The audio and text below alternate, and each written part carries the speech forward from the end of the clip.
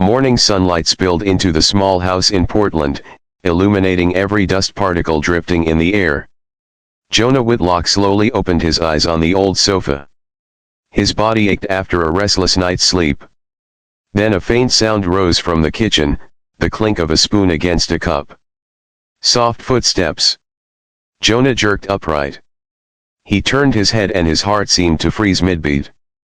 A woman was standing in the kitchen, her hair slightly tousled, the early light wrapping around each soft strand. On her body was his white shirt, the very shirt he'd tossed over the chair last night.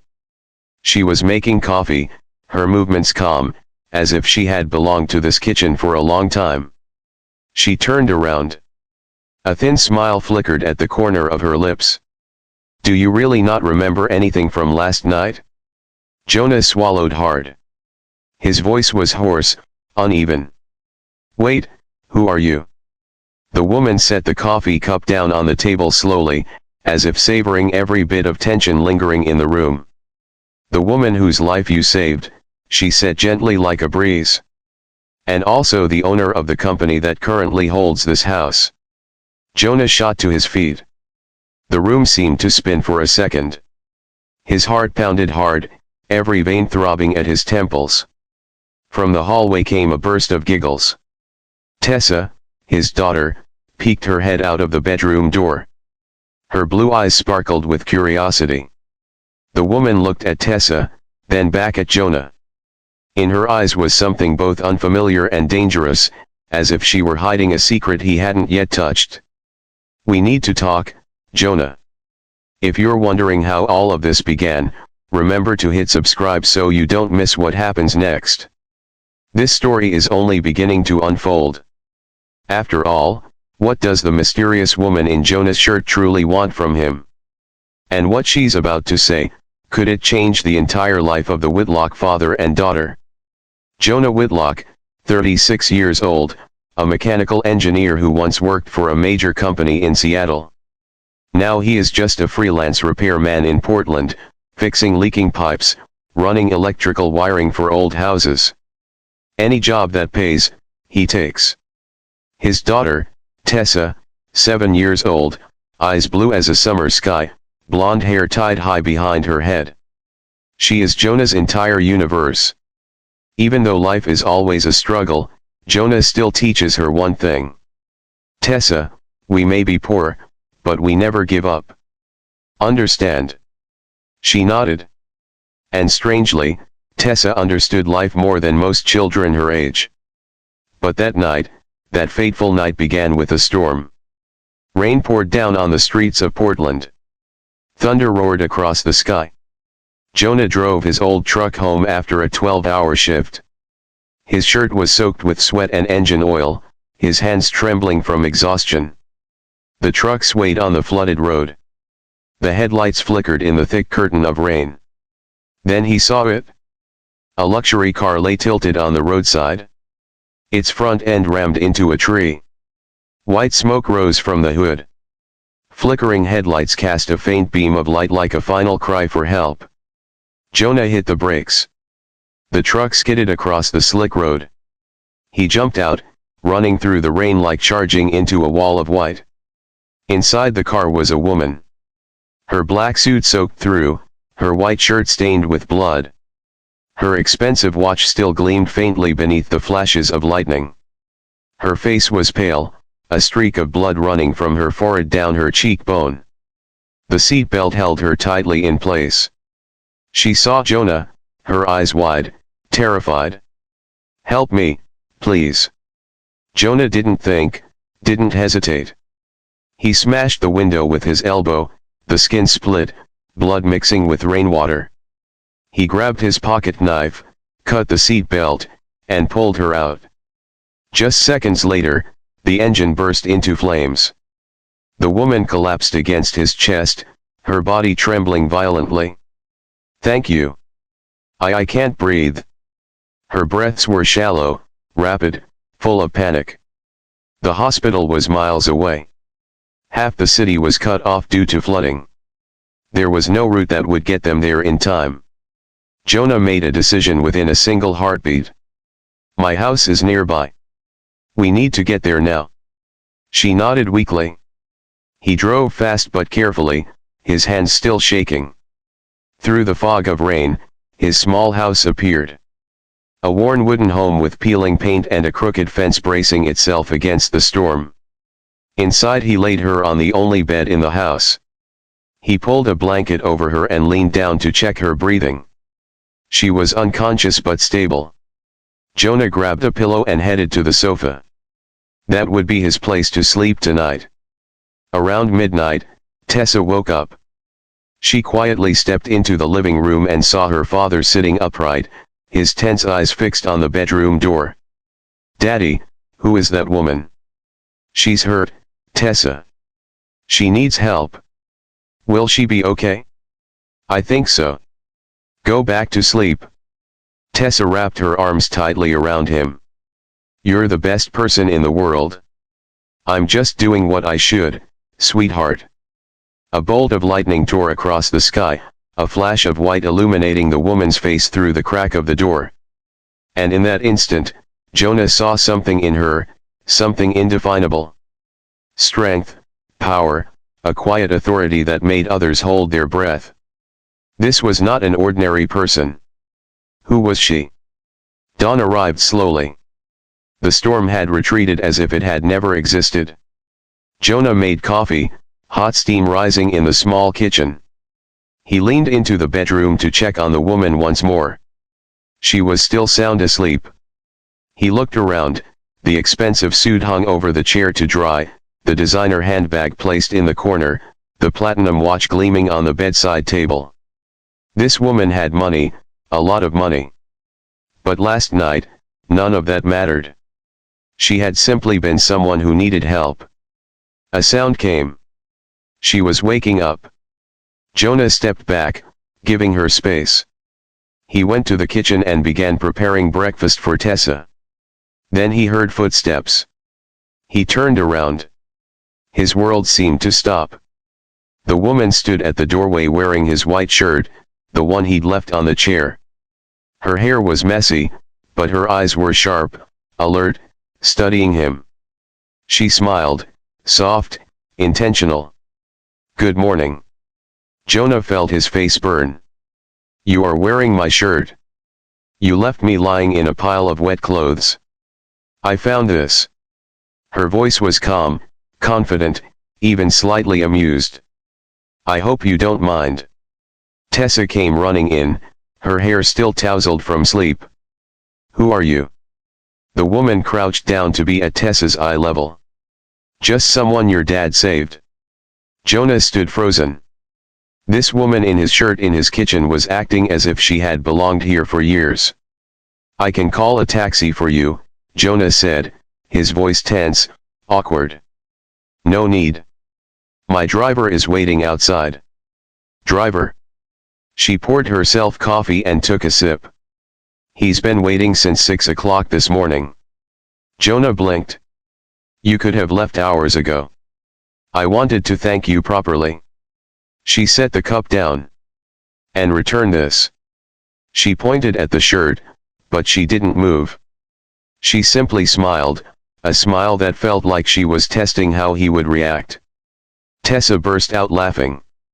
Jonah looked at his daughter. "Tessa, go get ready for school." "But Dad, right now." Tessa pouted but headed back to her room. The woman watched their exchange. "She's adorable." "How old is she?" 7. "You raise her alone." "That has nothing to do with you." She raised an eyebrow. "That's true." A silence sliced through the air like cold wind. Jonah lowered his head, wiping the table, doing anything to avoid her gaze. Then she opened her handbag and took out a thick soft leather wallet. She set a stack of cash on the table. $100 bills neatly arranged. At least $2,000 to cover last night. Jonah looked at the money, then at her. "Cover what?" "You saved my life. Gave me a bed, clothes, everything." Jonah's jaw tightened. "I didn't do it for money." She shrugged. "Then consider it laundry money." Your shirt probably needs dry cleaning. Something inside Jonah cracked. He grabbed the money and shoved it back toward her. Take it. I don't need your money. Her face remained completely calm. Most men would take it. I'm not most men. She tilted her head, studying him as if examining the structure of a strange machine. No, you're not. She calmly took the money back, folded it neatly, and slipped it into her bag. My mistake. I thought I was being generous. Generous. Jonah let out a cold, bitter laugh. You think throwing money around is generosity? You don't know what generosity is? Then explain it to me. Generosity is helping someone because it's the right thing to do. Not because of debt, not because of money, just because they need it. She stood still. For the first time, a flicker of confusion crossed her usually composed face. I understand, she said softly. Do you really?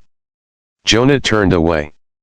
Because from what I've seen, you just tried to turn a kind act into a transaction. The air between them grew as heavy as stone. Finally, her voice lowered. You're right. I'm sorry. Jonah didn't look at her. She walked to the door, paused, and glanced back. What's your name? Jonah. Jonah Whitlock. Jonah Whitlock. She repeated it slowly. I won't forget. Then she left. The door closed gently behind her. Tessa peeked out with her backpack on. Is that Daddy's girlfriend? No, sweetheart. She's complicated. I think she likes you. Jonah laughed. Oh, yeah. Why? Because she looked at you the way you look at pancakes. Jonah threw his head back, laughing. Like I want to eat her? Like she makes you happy. Jonah scooped his daughter into his arms, lifting her up and spinning her once. You're too smart for your own good. That afternoon, Jonah picked Tessa up from school. They stopped at a small grocery store. He counted the money carefully, enough to buy rice, eggs, vegetables, maybe a small treat for Tessa if he calculated well. At home, he turned on the TV while cooking. Then he heard it. Breaking news. CEO Aubrey Hawthorne, who survived a car accident last night, returned to work today. Sources say a local resident pulled her from a burning vehicle just in time. Jonah froze. He stared at the screen. It was her, the woman from that morning, now appearing with a commanding presence in a sharp business suit, standing in front of an imposing headquarters building. Behind her was the large logo, Hawthorne Industries. The reporter continued. Ms. Hawthorne declined to name her rescuer, but she did say this. The screen shifted to Aubrey. Microphones pointed at her, flashes firing non-stop. He was kind, humble, and refused to take any money. That is the kind of dignity that cannot be bought. Jonah stood there, wooden spoon in hand, mouth hanging open. Tessa tugged lightly on his sleeve. Daddy, that's the woman from this morning. Yeah, sweetie, it is. She's famous. Looks like it. Why didn't you tell me? I didn't know either. Tessa's eyes widened. Dad saved the CEO. That's so cool. Jonah turned off the TV and went back to cooking, but his head was spinning. Aubrey Hawthorne, one of the wealthiest women in Oregon, known for buying companies, building an empire, crushing competitors. Tessa climbed onto the chair by the counter. Do you think she'll come back? I don't think so, sweetheart. Then he sighed. But I also hope she does. I like her, Tessa said matter-of-factly. Jonah patted his daughter's head. Her soft blonde hair fell over his hand. You like everyone? Not everyone. Tessa shook her head. Only the good ones. And she seems good, even though she looks very fancy. Jonah gave a faint smile.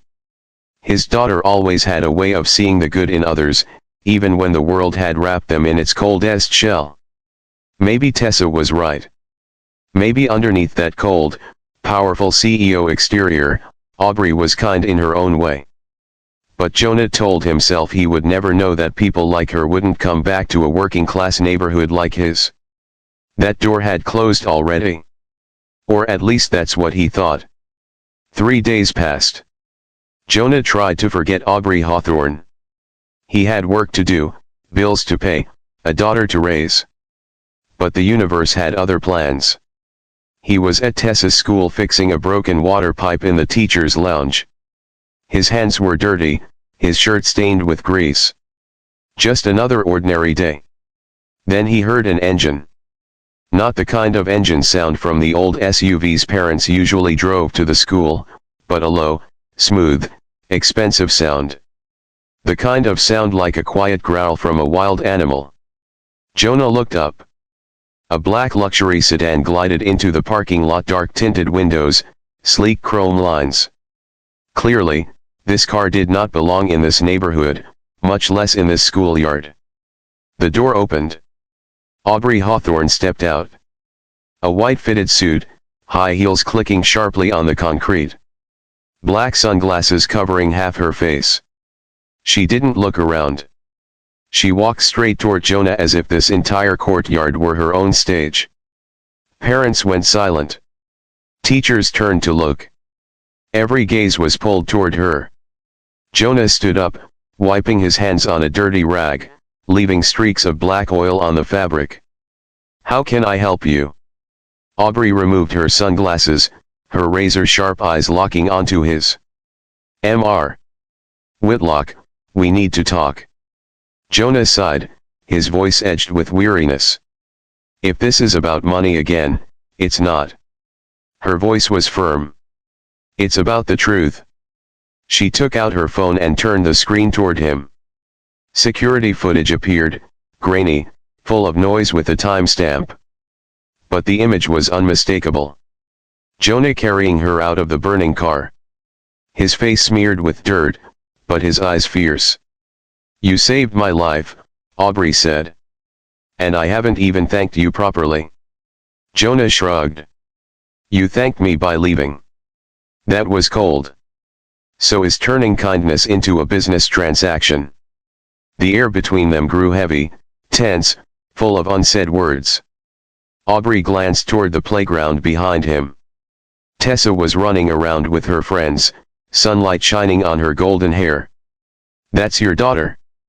"My whole world." Aubrey watched Tessa for a long moment. The hardness in her gaze softened. "She's lucky to have you." "I'm the lucky one." Aubrey stepped closer, her voice lower. "Jonah, I'm here to apologize and to make things right. You don't owe me anything." "Maybe not, but I want to do this." She pulled an envelope from her bag and opened it. Inside were legal documents. Jonah immediately recognized the logo of the property management company that handled his rental. "What is this?" "I own the building you rent. As of yesterday, I bought it." Jonah's stomach tightened. "You did what?" "And as of this morning, your entire rent balance is paid. The house belongs to you completely free." Jonah stepped back half a step, his head spun. "You think kindness is a debt to repay? I don't need this. This isn't about debt." Her voice was serious, sincere. "It's about starting something better." "Better for who?" "Your conscience." "Better for people like you," she replied without blinking. "People who do the right thing and never get anything for it. You deserve more than that." "I already have what I need. I sleep well knowing I helped someone." "That's enough." "Is it enough?" She gestured around the school grounds, working yourself to exhaustion, struggling to pay bills, sacrificing everything for your daughter. "This is enough, Jonah. You deserve better. I don't need to be saved. Everyone needs saving at some point." Her voice caught slightly. "Even me." Jonah stopped. In her eyes, there was something. A tiny crack in the steel wall of a billionaire CEO. Pain, vulnerability. This story wasn't just about him. "What happened to you?" he asked. Aubrey looked into the distance. "I grew up poor, lived in a housing project. I had to climb alone. And somewhere along the way, I forgot what helplessness felt like. Until the accident. Until the accident." She gave a sad smile. "You reminded me that money doesn't buy character. It doesn't buy courage. And it definitely doesn't buy the man who carried a stranger out of a fire." Jonah exhaled softly. The anger inside him dissolved. "So what now?" Her voice steadied. "Now I do what I should have done from the start." She handed him another document. "I'm starting a fund for single parents, especially single fathers. Financial support, job training, childcare." Jonah schemed it. His eyes widened. "The Whitlock Fund. I used your name. I hope that's okay. You named the fund after me. It represents the only kind of strength I truly respect. Quiet strength, honest strength, human strength." Jonah stared at the document, his name, Jonah Whitlock, printed boldly, tied to something bigger than himself. "I don't know what to say." "Say you'll work with me." Aubrey met his gaze. "Say you'll help me find families who need support. You know this place better than I do. You want me to work with you. I want you to guide me, keep me grounded, make sure this fund actually helps people, not my reputation." Jonah looked at Tessa. She was running around happily, unaware that her father's life was changing course. All those nights, Jonah stayed awake, worrying rent, food, whether he was good enough. "If I join," Jonah said slowly, "we do this my way. No PR, no flashiness, just real help." Aubrey extended her hand. "Agreed." Jonah shook it, her hand firm, warm, equal. Aubrey tilted her head, a playful smile appearing. "Oh, one more thing." "What?" "I still have your shirt." Jonah laughed.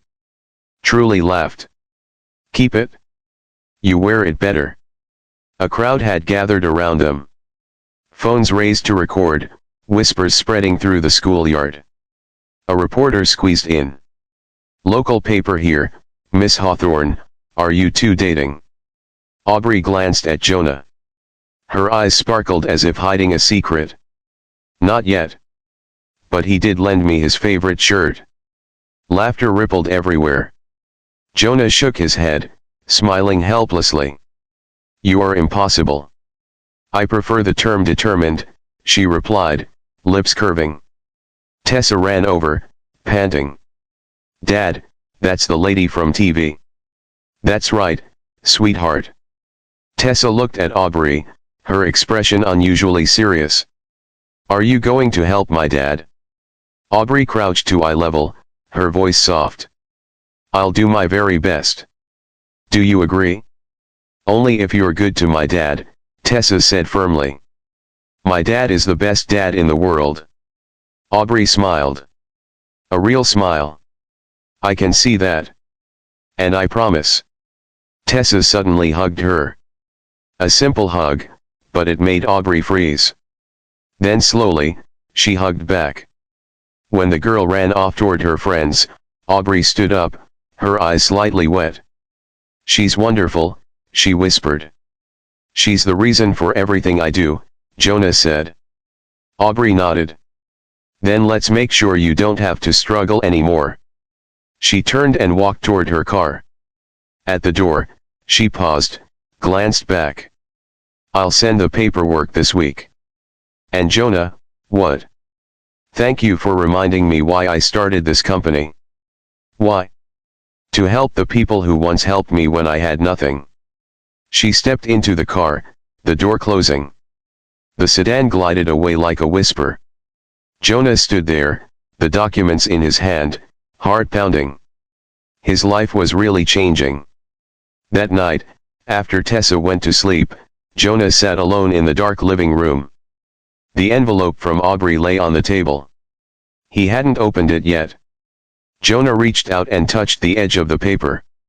His fingers trembled slightly, as if what was inside wasn't paperwork, but something that could change his entire life. And then the memories came back. Camille, his wife, shimmering red hair, a warm smile, hands that always knew how to make the world feel lighter. She had died 3 years ago. Stage 4 breast cancer. A battle that was too long, too painful. He remembered the endless nights spent in the hospital, the constant beep-beep of the machines, the bitter smell of antiseptic burning in his throat. He remembered Camille's small hand in his growing weaker day by day. On the final night, she looked at him, her voice barely a breath. "Jonah, don't let our daughter go without. Promise me." "I promise. And don't close your heart. She deserves happiness." "Camille, promise me." Tears streamed down his face. "I promise." She passed away at 3 o'clock in the morning. He held her cooling body, screaming into the darkness.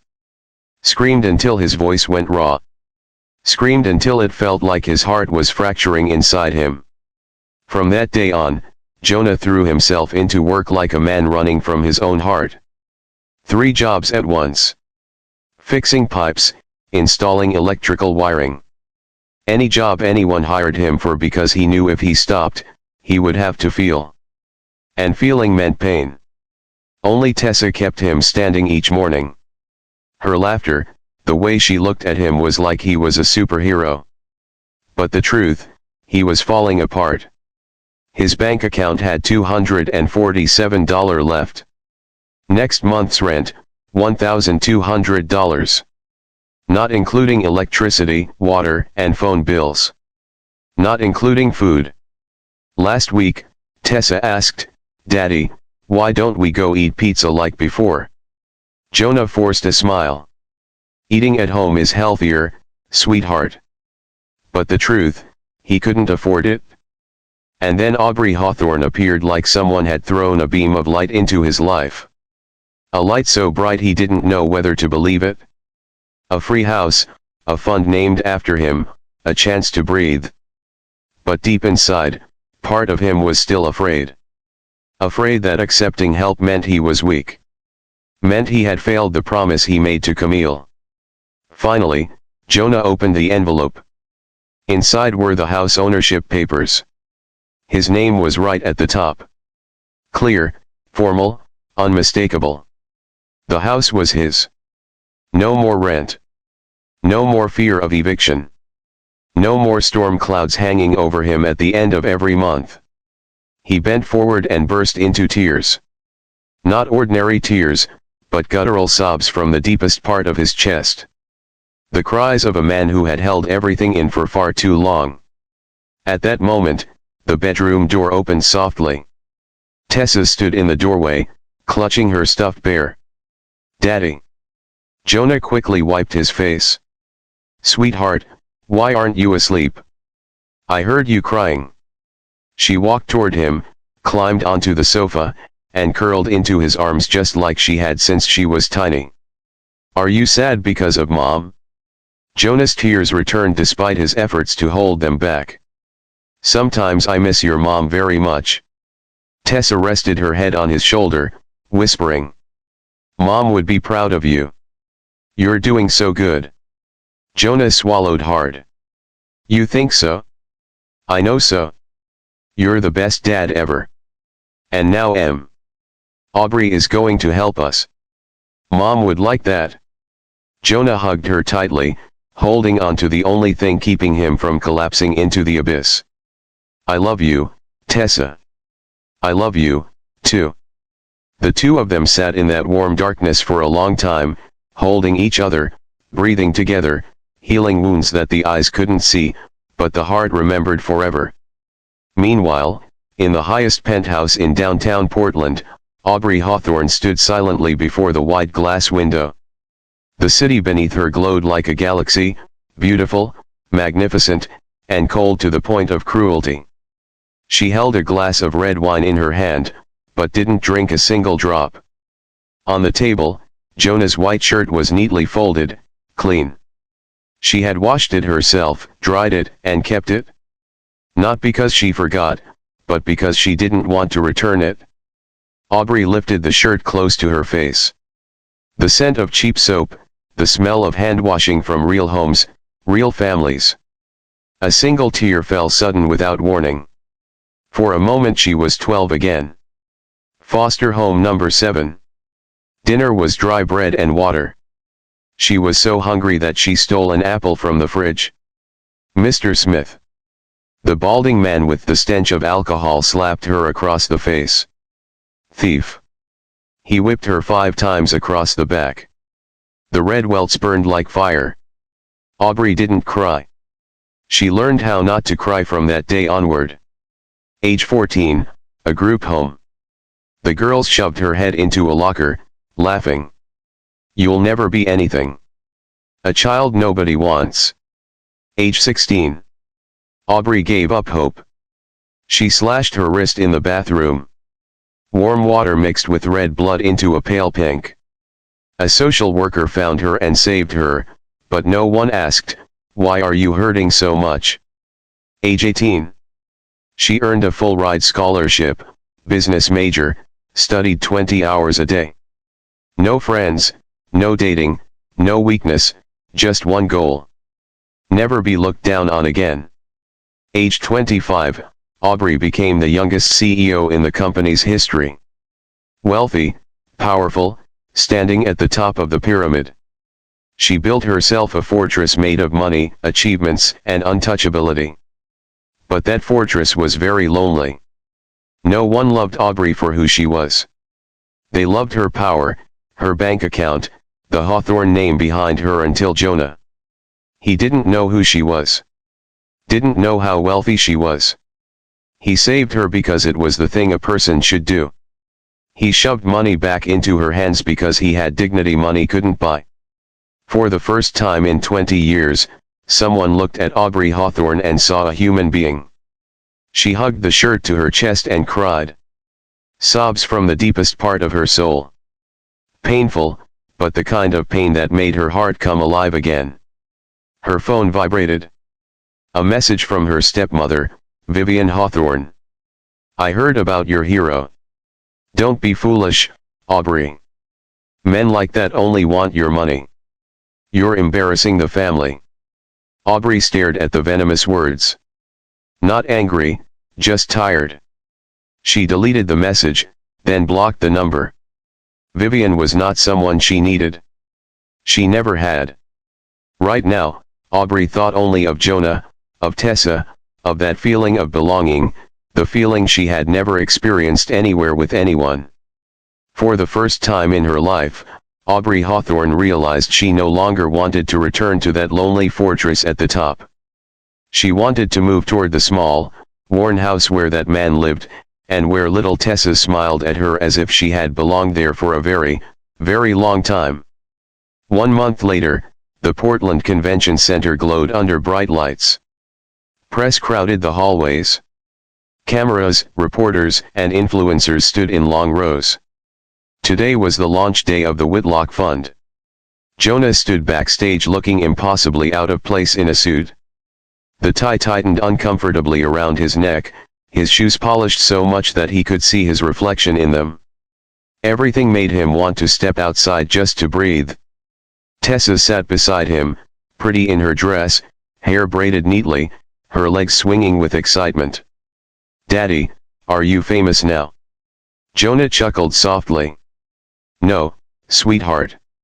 I'm just standing here. But they named the fund after you. That doesn't mean I'm famous. It just means I'm a little luckier.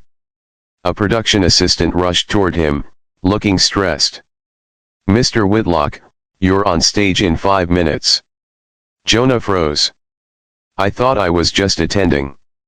Miss Hawthorne wants you to speak. She didn't tell you. Jonah inhaled sharply. No, she definitely didn't. Tessa covered her mouth, giggling.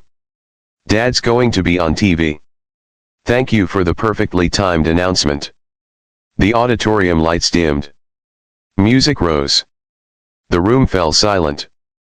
Aubrey stepped onto the stage, confident, sharp as ever, but her eyes tonight were softer than usual. With just a small nod, she took command of the packed room. Good evening. Thank you all for being here. Her voice rang clear and strong.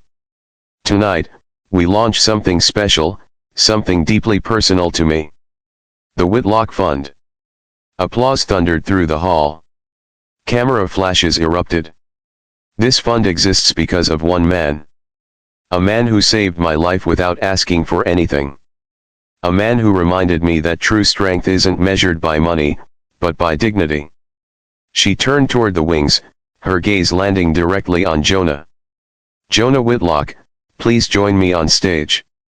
His heart stopped for a beat. Tessa nudged him forward. Go, Dad. Jonah stepped out, his knees nearly buckling. Stage lights blazing so bright he felt like the entire world was watching his every step. The crowd rose to their feet, clapping thunderously. Aubrey handed him the microphone, whispering, "Say something." He looked at her as if to say, "You're really throwing me into this. You didn't warn me. I wanted it to be real." She smiled slightly. "Speak from the heart." Jonah turned to face the audience. Hundreds of faces, hundreds of expectant eyes were waiting for him to speak. "I'm not good at speeches," he began, his voice and slightly shaky. "I'm just a repairman. I fix pipes, change light bulbs. That's what I do every day." He paused, took a deep breath, and continued with a steadier tone. "But being a single father has taught me one thing. You don't need money to be rich. You need people who believe in you. You need moments that remind you why you have to keep going." He glanced toward Aubrey, his eyes softening. "That stormy night, I didn't save Aubrey to be recognized. I saved her because it was the right thing to do. But somehow that moment changed everything." He turned back to the audience. "She could have forgotten me, gone back to her busy life, but she didn't. She came back. She listened. She genuinely cared. That," he paused, "is rare." The entire room was silent, hanging on every word. "The Whitlock Fund isn't about me. This fund is for every parent trying their best each day. The dads are working 2 or 3 jobs. The moms stretch every dollar. The people who feel invisible." Jonah's voice grew stronger, more confident. "You are not invisible. You matter. And now you have support. Real support." The crowd rose to their feet. Applause exploded like fireworks. The auditorium shook.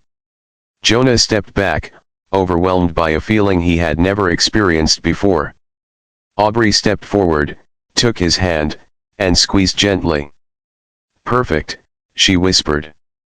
After the event, Jonah and Aubrey stood in the quiet hallway behind the auditorium. The warm yellow lights reflected on the tiled floor, creating a strangely gentle atmosphere after all the noise.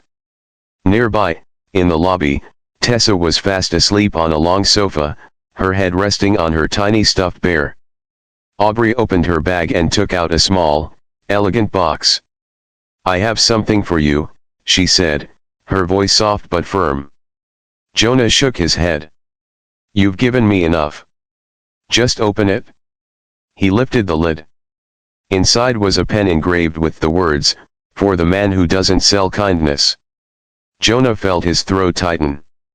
"You didn't have to do this." "I know." Aubrey stepped closer. Close enough that only a breath separated them. "But I wanted to because you deserve it." Her gaze softened. "You changed my life, Jonah." He gave a small, genuine smile. "You changed mine, too." They stood facing each other, close enough that one small step would bring them into contact. The air between them felt electric, tense, and warm at the same time. Aubrey leaned in slightly and whispered, "I still have your shirt." "I know," he replied, the corner of his mouth lifting. I saw you wearing it in that article last week. She let out a soft laugh. The gentlest sound he had ever heard from her. It's my favorite shirt now. Mine, too, Jonah teased. Even though you're the one wearing it, especially because I'm the one wearing it. Her smile this time was truly warm, free of the familiar guardedness of a powerful CEO. You're full of surprises, Jonah. He looked into her eyes. So are you, Aubrey. Behind them came a clear throat-clearing sound. The event photographer, sorry, may I get a photo for the website? They stood side by side, professional, composed, but their hands brushed lightly at the hem of her jacket. Neither pulled away. Flash. The moment was captured. A moment neither of them expected. A moment that marked the beginning of something real, warm, and very possibly destined. 1 year passed gently, like a dream. Jonah stood inside his small repair shop. The sign hanging at the door read clearly Whitlock Mechanics in partnership with the Whitlock Fund. He wiped the grease from his hands with an old rag. This was his shop, small, simple, but tidy and warm. Every corner was the result of years of relentless hard work. The doorbell chimed. Aubrey walked in. She wore the white shirt, his shirt paired with jeans and her hair falling softly around her shoulders. She looked both relaxed and so stunning that he momentarily lost his words. Still fits, she said, a faint smile on her lips. Jonah chuckled. You still enjoy stealing my clothes? Borrowing, she corrected, her eyes glimmering with playfulness. Right, of course. Aubrey walked around the shop, gently touching the toolkit, the drill, and each item he kept with such care. This place is perfect, she said with certainty.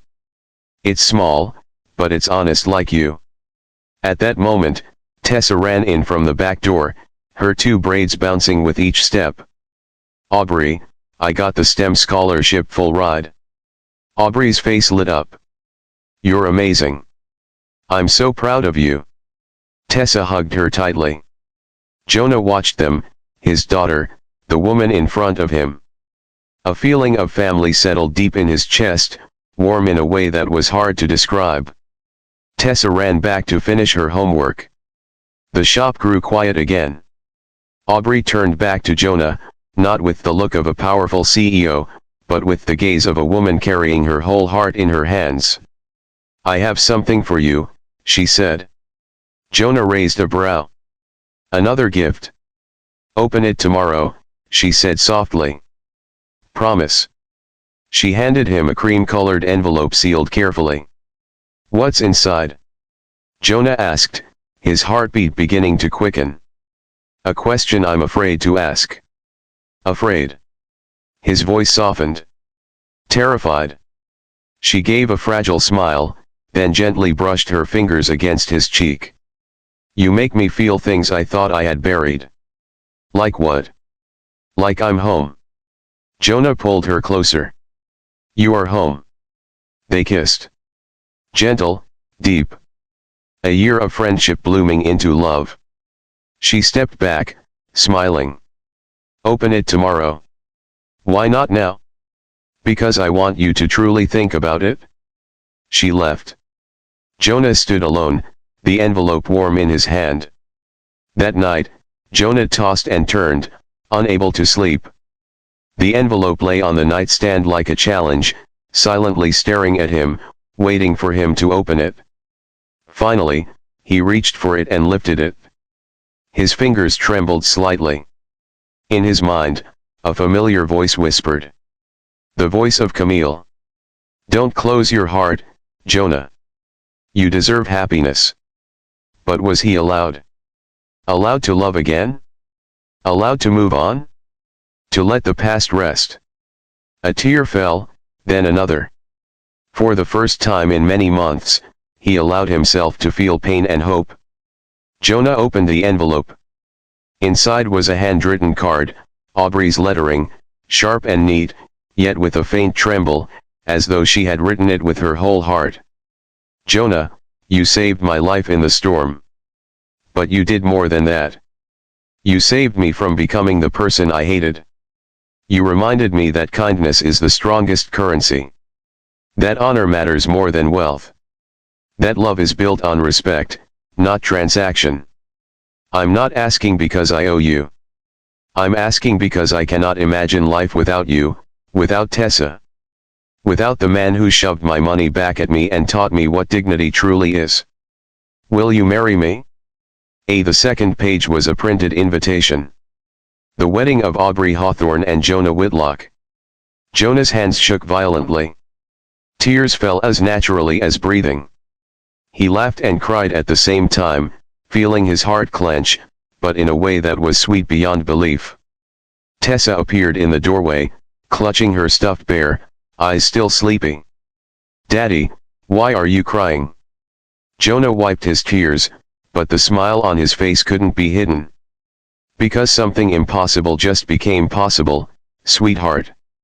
Is Aubrey going to be my mom? He lifted his daughter and spun her gently. Do you want her to be more than anything? Then yes, he whispered. She's going to be your mom. Tessa squealed with excitement and hugged his neck tightly. The two of them danced around the kitchen, their laughter filling the small house like sunlight pouring through every window. Their lives were about to change again. But this time it was right. It was beautiful and it was built on love. The kind of love both of them thought they would never find again. But happiness, like always, never came easily. The next morning, Jonah's phone buzzed non-stop. Messages, calls, and emails poured in all at once. He opened social media, and it felt like someone punched him straight in the chest. The biggest headline on the news feed: CEO Hawthorne buys her hero, romance scandal, or PR stunt. A photo of Jonah and Aubrey together at the event had been taken from the worst angle possible. Below the image were rows of vicious headlines. She bought him a house. He saved her. How convenient. From plumber to CEO's fiancé. Fairy tale or brand boosting scheme. Insider source. Whitlock exploited the accident to get paid. Jonah's stomach twisted. He scrolled down to the comments and things got even worse. Obviously, he's after her money. She bought him. Simple. Why do rich women always end up with losers? Each word sank into his chest like a cold blade. His phone rang. Aubrey's name appeared. Jonah answered. Jonah, did you see it? I saw. I'm sorry. I'll take care of it. No. His voice suddenly hardened, cold as steel. I'll handle it myself. He hung up before she could say anything else. At school, things were even worse. Tessa ran home in tears, her face red from humiliation. They said, Daddy is a freeloader. Said, Miss Aubrey paid you to she choked. Each word came out like it was being carved from her throat. Jonah pulled her close to his chest. His body trembled slightly with anger and helplessness. Don't listen to them, sweetheart. I didn't sell my soul. But that night, after Tessa fell asleep, Jonah lay awake in the dark. A storm of doubt tore through him, ripping at the seams of his heart. Was he living off someone's pity? Was he taking advantage of her without realizing it? Would Camille be disappointed in him? Those questions pressed on his chest like a stone. For the first time since meeting Aubrey, Jonah felt like he might lose everything. The next day, Aubrey called, Jonah, I need you to come to my place tonight. Why? My family wants to meet you. Jonah's heart sank. Aubrey, please. For me. The Hawthorne estate. It was so large it looked more like a five-star hotel than a private home. Tall iron gates, a lawn as big as a golf course, house staff moving with the precision of a trained unit. Jonah stood at the door in the only suit he owned. In that moment, he felt like someone who had been placed in the wrong world entirely. Aubrey opened the door for him, a sharp black suit, her hair in a neat bun, the familiar cold CEO expression on her face, but her eyes full of fear. Inside the dining room was so long that voices echoed back. The table could seat 20 people. At the head sat Vivian Hawthorne, Aubrey's stepmother. 60 years old, perfectly silver hair, diamonds glittering on her neck and wrists, her gaze so cold it could freeze the room itself. Beside her was Derek Hawthorne, the half-brother. 40 and Armani suit. A plastic smile glued to his face. The moment Jonah stepped inside, they looked at him as if he were a stain on the marble floor. "Sit down, Mr. Whitlock." Vivian's voice was sharp as a blade. Jonah sat. Aubrey sat beside him, her hand gripping his tightly under the table as if to steady herself. "And him?" Vivian took a sip of champagne and set her glass down. "So, you're the hero. I just did what anyone should do, right? And now you have a free house, a foundation named after you, and you're about to marry the richest woman in Oregon." She let out a mocking laugh. "Very convenient." "Mother," Aubrey warned. "Be quiet, Aubrey. I'm talking." Vivian leaned toward Jonah. "What do you want?" "Money. I can write a check right now." "How much for you to disappear from her life?" Jonah stood up. "I don't want your money. Everyone has a price." "Not me." Derek chuckled. "Oh, he plays the role well. The noble man." Jonah turned to him. "I'm not acting." "Sure. It's just a coincidence you saved my sister right when she needed someone to touch her feelings, right, Derek?" "That's enough." Aubrey shot up from her seat. "No." Vivian slammed her champagne glass onto the table. "You need to wake up, Aubrey.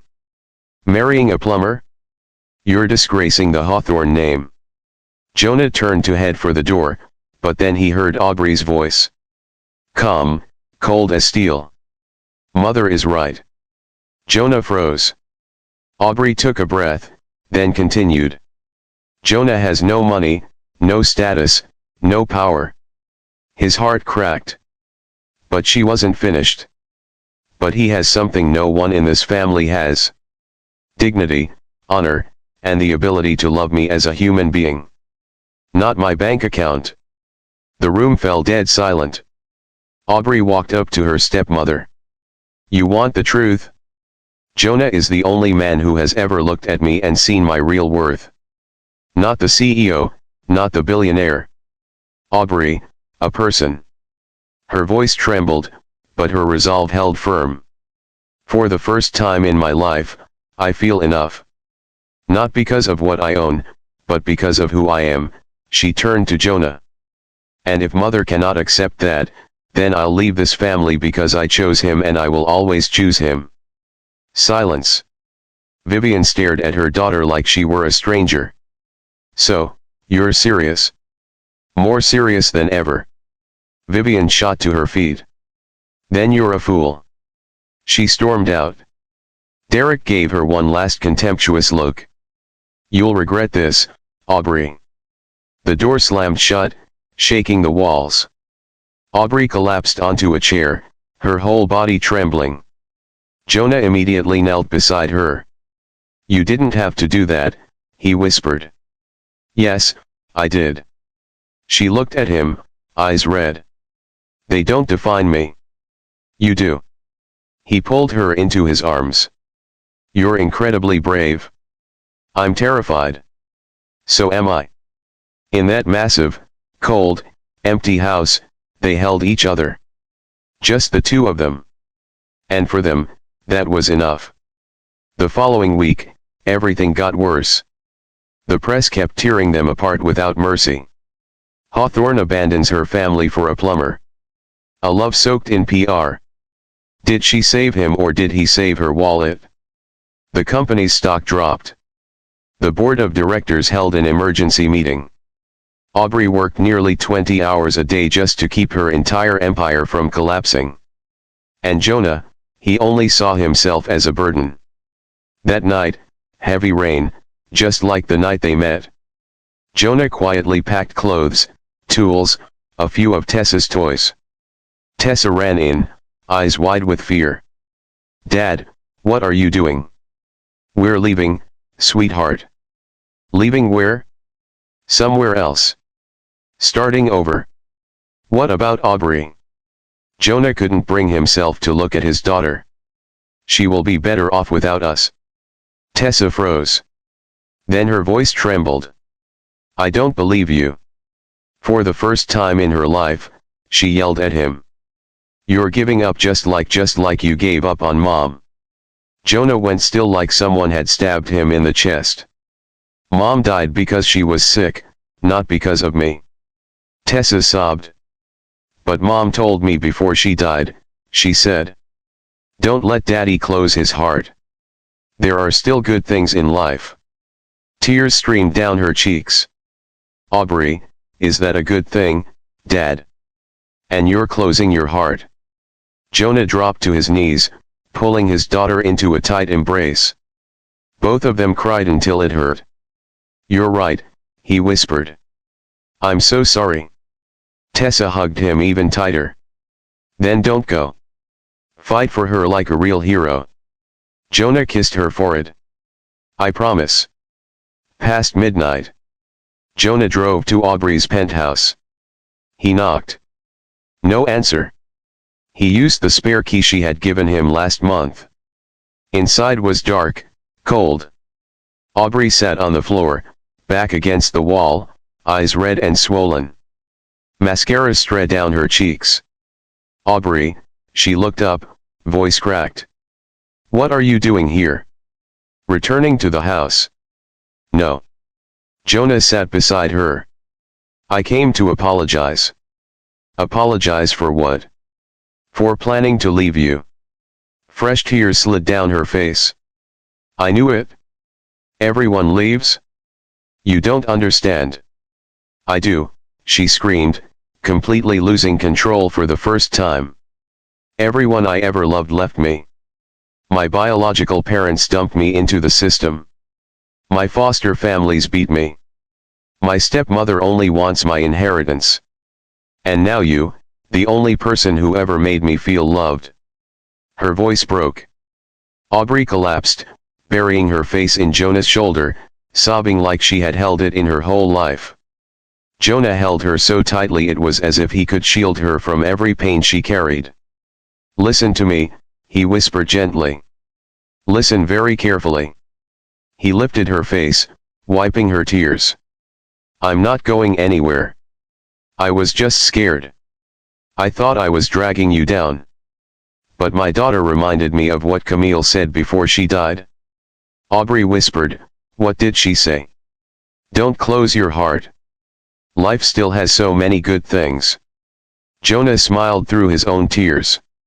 "And you? You are that good thing, Aubrey. You're the reason I believe I can love again." Aubrey exhaled shakily, her trembling hand gripping his. "Are you sure? Because I can't lose you." "You won't lose me. Not ever." They kissed deep, desperate, but healing. When they pulled apart, Aubrey whispered, "I still need an answer." "An answer?"